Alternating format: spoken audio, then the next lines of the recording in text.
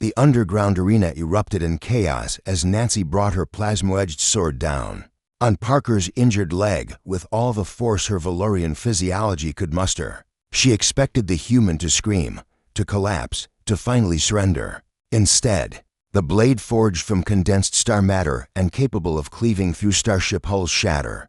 Like glass against his shin, Parker didn't even flinch. Nancy stumbled backward, her three eyes widening in disbelief as fragments of her prized weapon clattered across the blood-stained floor. The crowd of alien spectators fell silent, their various appendages frozen mid-gesture. Even the hive masters controlling the arena's neural dampeners seemed to pause, uncertain. Impossible, Nancy hissed through her mandibles, her violet skin flushing darker with confusion and rage. Your leg. The scanners showed fractures, multiple fractures. Parker slowly rose to his full height, testing his weight on the supposedly injured limb.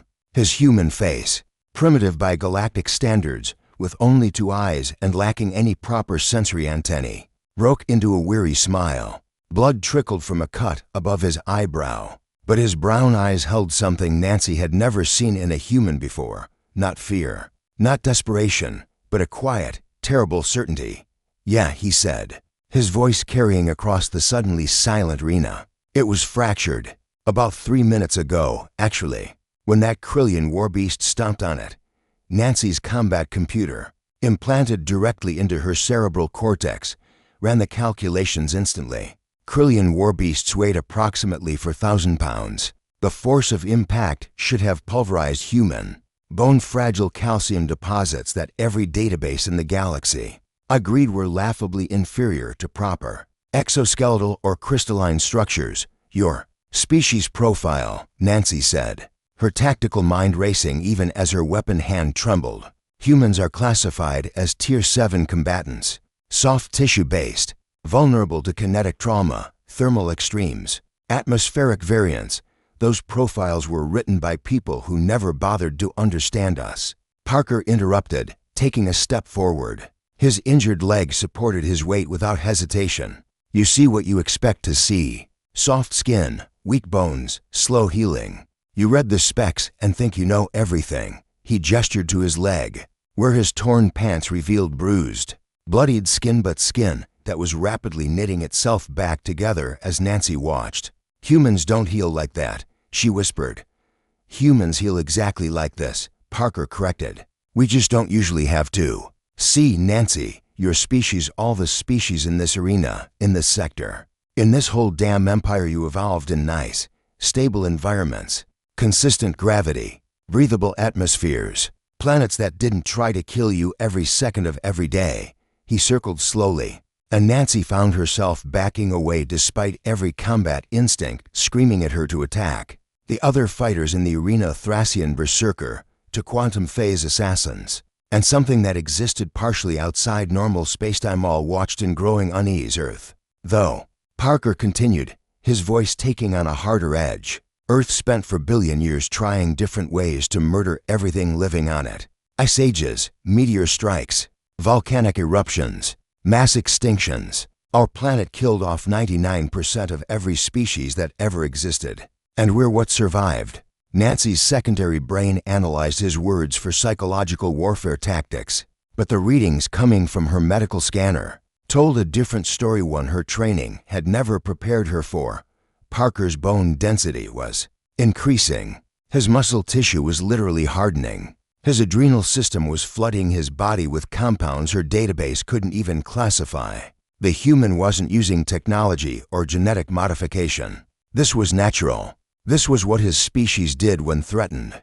You hit me with a sword forged from compressed stellar matter, Parker said. And now his smile had teeth, dull, flat teeth that somehow seemed more threatening than any fang or talon. My body registered it as a threat, so my skeleton reinforced itself. Calcium deposits flooded the fracture site and crystallized under pressure.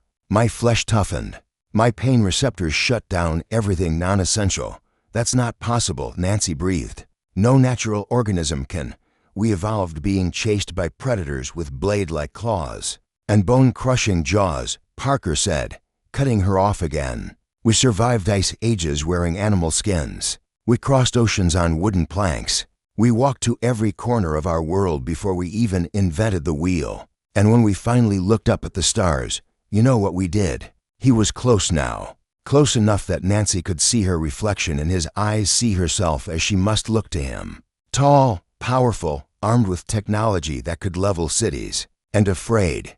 We built ships out of exploding fuel and rode them into space on barely controlled bombs. Parker finished quietly. We turned our atmosphere into a weapon when we discovered fission. We touched down on our moon before we'd perfected the computer. We don't wait for evolution, Nancy. We don't wait for our bodies to adapt. When Earth couldn't kill us anymore, we started leaving it not because we were ready, but because staying safe has never been the human way. Nancy's hand drifted toward her backup weapon, a neural disruptor rated for Tier 3 threats. I wouldn't, Parker said softly. My species developed tools before we developed language. We've been fighting things bigger, stronger, and more toxic than us since we climbed down from the trees. Your fancy database has got one thing right about humans. What's that? Nancy asked, hating how small her voice sounded. Parker's smile faded, replaced by something far more dangerous: compassion mixed with absolute conviction. We don't quit. Ever. You can shatter every weapon you have against me. You can break every bone in my body. But I'll heal. I'll adapt. And I'll still be standing when you're out of options. Because that's what evolution on Earth taught us. The species that survives isn't the strongest or the fastest or the smartest. He extended his hand not in threat, but in offering. It's the one that refuses to die. The arena remained silent for a long moment. Then Nancy did something no Valorian warrior had done in 3,000 years of recorded combat history. She lowered her weapon and took the human's hand. The Hive Masters could kill them, both for refusing to fight. The crowd could riot. The galaxy could continue believing humans were nothing but Tier 7 soft tissue weaklings. But Nancy had just learned something that would change everything. Humanity's greatest weapon wasn't their technology or their tactics, that it was their absolute, terrifying refusal to accept defeat. And as Parker's injured leg bore his full weight without faltering, as his bones finished rebuilding themselves from nothing but sheer biological stubbornness, Nancy understood why the galaxy should be very, very afraid. Earth hadn't sent its warriors to the stars, it had sent its survivors. And survivors, Nancy now knew, were far more dangerous